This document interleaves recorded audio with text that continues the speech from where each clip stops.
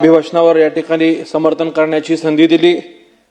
माननीय महामहिम राज्यपाल महोदयांनी कालच्या त्यांच्या भाषणामध्ये जी भूमिका मांडली, महाराष्ट्र राज्याचे मुख्यमंत्री देवेंद्रजी फडणवीस साहेब व महायुती सरकारच्या नेतृत्वात हे महाराष्ट्र राज्य कशा पद्धतीने प्रगती करतोय या विकास कामांचा आरसा त्यांनी संपूर्ण महाराष्ट्राच्या समोर मांडला।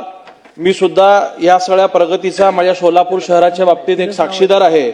सोलापूर शहराच्या अनेक वर्षापासून रखडलेले असलेले अनेक प्रश्न मागच्या एक वर्षभरात जवळपास मार्गी लागलेले ते पूर्ण होताना आम्ही सर्वजण पाहतोय। सोलापूर शहराची विमानसेवा सुरू करणं असेल, मग ती विमानसेवा मुंबई इंदोर या ठिकाणी या सरकारच्या वतीने सुरू करण्यात आलेली आहे आणि मला खात्री आहे की येणाऱ्या काळात ही विमानसेवा तिरुपती, बेंगलोर, हैदराबाद या ठिकाणी सुद्धा सुरू होईल। अनेक वर्ष आम्हा सोलापूरकरांच्या अपेक्षित असलेले जे सोलापूरचं आयटी पार्क आहे त्याला सुद्धा या सरकारने मंजुरी दिली आणि फक्त मंजुरीच न देता तर त्याला त्या आयटी पार्कची जागा हस्तांतरित करण्याचं काम सुद्धा या सरकारच्या माध्यमातून झालेलं आहे। जो अनेक वर्ष सोलापूर शहराचा विकास रखडला होता तो खऱ्या अर्थाने आता कुठेतरी पूर्ण होताना आम्ही पाहतोय। सोलापूर शहराला रोज पाणी पुरवठा होण्यासाठी मुख्यमंत्री महोदयांनी समांतर जलवाहिनी मंजूर केली होती, त्याचंही काम सुद्धा या सरकारच्या माध्यमातून पूर्ण झालेलं आहे आणि सोलापूर शहराला रोज पाणी 365 दिवस 24 तास समतोल पाणी पुरवठा होण्यासाठी जी 892 कोटी रुपयाची योजना त्यांनी नव्याने मंजूर करून दिली, यासाठी मी या सरकारचं आभार मानतो। वास्तविकता या पाणी पुरवठ्याच्या योजनेला वर्ल्ड बँककडनं अर्थसहाय्य मिळणार आहे आणि त्यांनी 2047ची धोरण डोळ्यासमोर ठेवून काही सुधारणा सुचवल्या होत्या, त्याही सुधारणा या सरकारने स्वीकारलेल्या आहेत आणि मला खात्री आहे की येणाऱ्या काळात लवकरच लवकर सोलापूर शहराचं पाणी पुरवठ्याचं काम या ठिकाणी पूर्ण होईल। माझ्या मतदारसंघातील अक्कलकोट रोड MIDC येथील मूलभूत सुविधा म्हणजे जसे की रस्ते मागच्या 40 वर्षापासून त्या ठिकाणी होत नव्हते, अत्यंत दुरावस्था असलेल्या ह्या रस्त्याला या महाराष्ट्र सरकारने विशेषतः मुख्यमंत्री देवेंद्र फडणवीस साहेबांनी एकाच वेळी जवळपास 56 कोटी रुपयाची मंजुरी त्या ठिकाणी दिलेली आहे। लवकरच हे महाराष्ट्र सरकार त्या योजनेला अंतिम मंजुरी या ठिकाणी देईल, हाही मला विश्वास त्या ठिकाणी वाढतोय।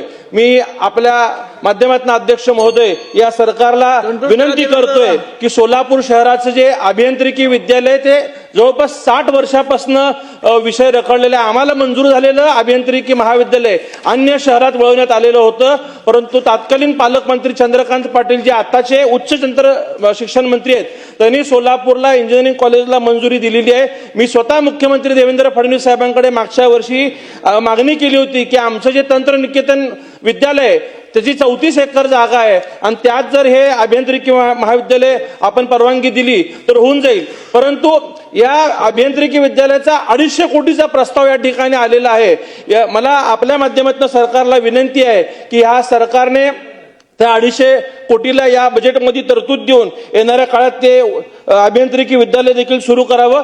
एक गंभीर बाब मला या ठिकाणी निदर्शनास आणून द्यायचं आहे की सोलापूर शहरामध्ये राज्यातले सर्वाधिक कॅन्सरचे रुग्ण सोलापूर शहरामध्ये आढळत आहेत।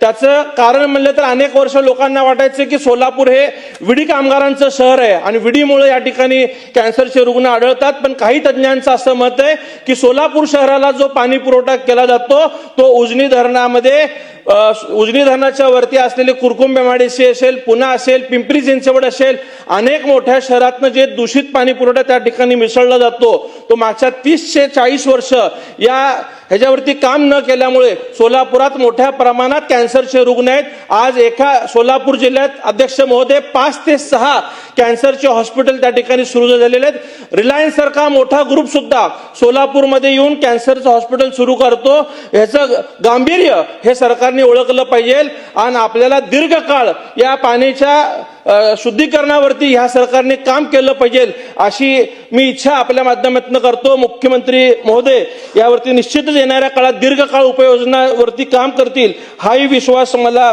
आपल्या माध्यमातून आहे। सोलापूर शहरातील जे छत्रपती संभाजी महाराजांचं तलाव आहे त्या तलावाचं विकसीकरण करणं गरजेचं आहे। जवळपास 50 कोटी रुपयाचा DPR अध्यक्ष महोदय तयार असून ती जर तलाव विकसित केलं तर धार्मिक पर्यटनासाठी सोलापूरात येणाऱ्या लोकांना एक चांगलं स्थळ त्या ठिकाणी उपलब्ध होऊ शकतो। आणि अध्यक्ष महोदय सोलापूर शहराला जे 2 उड्डाण पूल मागच्या 10 वर्षापासून मंजूर आहेत, केंद्रीय नितीन गडकरी साहेबांकडनं त्याचं भूमिपूजन सुद्धा झालेलं आहे. त्याचंही काम अद्यापपर्यंत सुरू झालेलं नाहीये. काही केंद्र सरकारच्या आणि राज्य सरकारच्या जागा अद्याप ताब्यात मिळाल्या नाहीत. मुख्यमंत्री देवेंद्र फडणवीस साहेबांनी लवकरच ह्याच्यावर एक बैठक घेऊन ह्या जागा हस्तांतरित करण्याचं जर नियोजन केलं तर हे काम लवकर सुरू होऊ शकतो, हे मला खात्री आहे. आणखीन एक अध्यक्ष महोदय, एक गंभीर प्रश्न सोलापूर शहराचा जो आहे तो म्हणजे B2चा आहे. मग सोलापूर शहरातील 13 कामगारांच्या चाळी असतील, मोरारजी पेठ असेल, सिव्हिल लाईन असेल, गुरुनानक नगर भागातील 21 सोसायटी असतील, ज्यात की एकता नगर, कर्णिक नगर, या सगळ्या सोसायटींवरती चुकीच्या पद्धतीचा B2 लागलेला आहे. तात्कालीन त्यावेळीच्या ब्रिटिश सरकार असलेल्या कलेक्टरांनी शहराचा विकास करताना त्या जमिनी त्या लोकांना विकल्या होता आणि मागच्या 60 ते 70 वर्षामध्ये कधी खरेदी विक्री सर संपवतो, कधी त्याची खरेदी विक्री थांबवली नव्हती.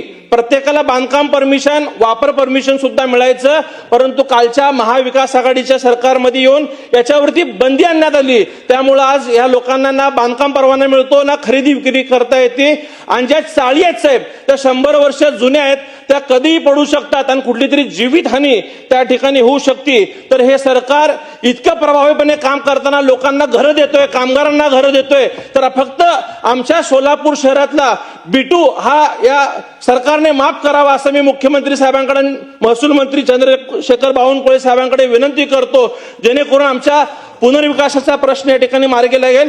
अध्यक्ष महोदय, मी राज्याच्या दृष्टिकोनातनं एक अत्यंत महत्वपूर्ण भाग या सभागृहाच्या निदर्शनास आणून देऊ इच्छितो की या राज्याला स्वतंत्र विज्ञान व तंत्रज्ञान मंत्रालयाची आवश्यकता आहे. आजचा काळ हा ज्ञानाधारित अर्थव्यवस्थेचा भाग आहे. उद्योग, शेती, आरोग्य, शिक्षण, पर्यावरण, शहरी नियोजन या प्रत्येक